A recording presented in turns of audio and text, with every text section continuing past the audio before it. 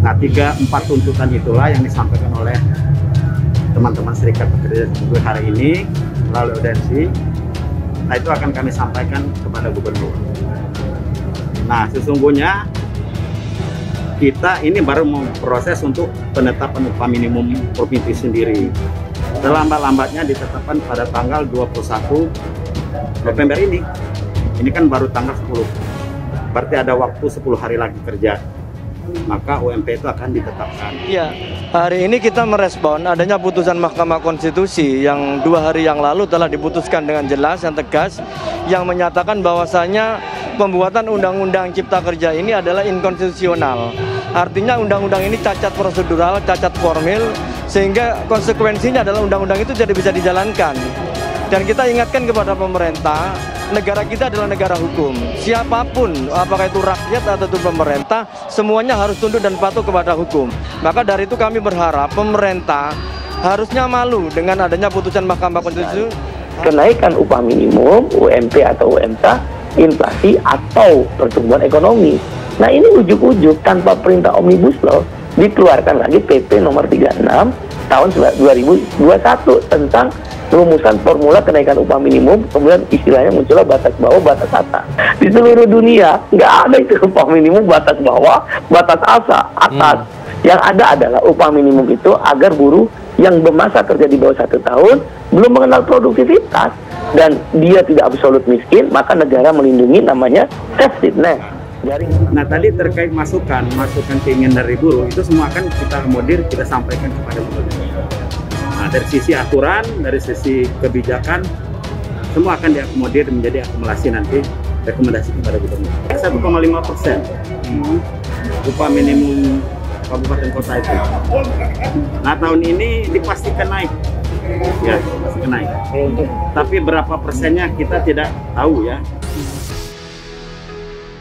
Sakit hati dengan gubernur. Gelombang tsunami buruh Banten akan tumpah ruah. Gelombang buruh dari Banten akan tumpah ruah di Jalan Raya Serang untuk meluapkan kekecewaannya terhadap Gubernur Banten, Wahidin Halim, yang abai terhadap aspirasi kaum buruh. Ketua DPD FSP Lem SPSI Dewa Sukma Galana mengatakan, jangan salahkan buruh ketika masa buruh Banten semakin besar. Bak tsunami lantaran Gubernur Banten terus menerus abai terhadap aspirasi yang disuarakan. Dewa menekankan bahwa sejak awal aksi sampai dengan sekarang di masa kepemimpinannya tidak pernah sama sekali mau menemui buruh dan menerima aspirasi buruh sedikit pun. Malah Gubernur Banten lebih memilih menyampaikan pernyataan yang menambah luka dan kekecewaan buruh Banten.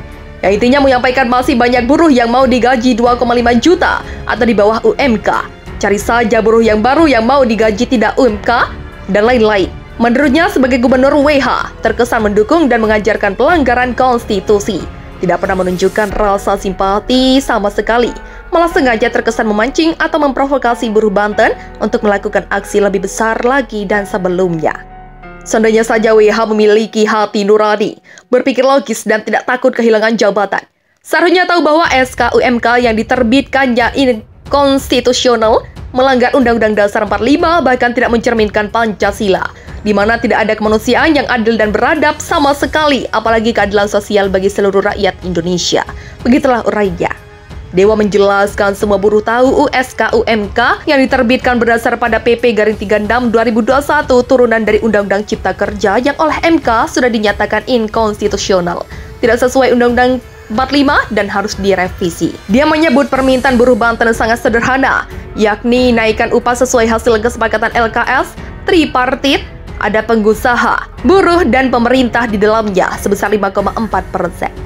Di mana konon WH sendiri telah berjanji apabila ada satu angka yang muncul hasil kesepakatan maka dirinya akan menandatangani SKUMK berdasarkan hasil kesepakatan, ujar Dewa. Inilah yang membuat buruh Banten murka dan menolak SKUMK berdasar PP 36 yang sudah cacat hukum serta statement yang melukai bahkan terkesan menantang dan memprovokasi. Begitulah sambungnya. Dewa menyampaikan jangan heran jika hari ini dan seterusnya gelombang tsunami buruh Banten akan terus bergerak memadati kawasan industri jalan-jalan raya sampai dengan SKUMK benar-benar direvisi sebesar 5,4%. Adapun konsentrasi massa buruh Banten hari ini akan terpecah dua, yakni menuju MK dan KP3B dengan menyisir basisnya masing-masing. Terobos penutup jalan Medan Merdeka Barat, massa buruh berupaya dekati gedung MK. Massa buruh yang semula menggelar aksi unjuk rasa di Monas mulai bergeser memasuki jalan Medan Merdeka Barat, Jakarta, Rabu 8 Desember 2021 pukul 12.10 waktu Indonesia Barat. Mereka memaksa terobos penjagaan demi mendekat ke gedung Mahkamah Konstitusi. Massa buruh yang semula menggelar aksi unjuk rasa di Monas mulai bergeser ke Jalan Medan Merdeka Barat, Jakarta Pusat, Rabu 8 Desember pukul 12.10 waktu Indonesia Barat. Massa telah menerobos penutupan akses ke Jalan Merdeka Barat yang dipasang polisi. Sejumlah massa buruh terus berjalan perlahan mendekati gedung Mahkamah Konstitusi. Namun mereka bertahan oleh mobil brigade dan kawat berduri yang dibentangkan. Dari atas mobil pickup, orator terus berteriak dan menyatakan ingin bertemu pemimpin MK.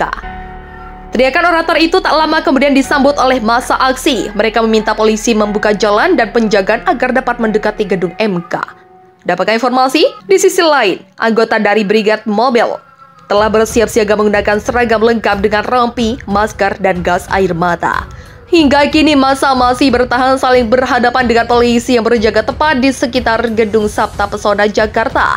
Diketahui sebanyak 10.000 buruh disebut menggelar aksi unjuk rasa di 3 tempat, yakni Istana Kepresidenan Mahkamah Konstitusi dan Balai Kota DKI Jakarta hari ini.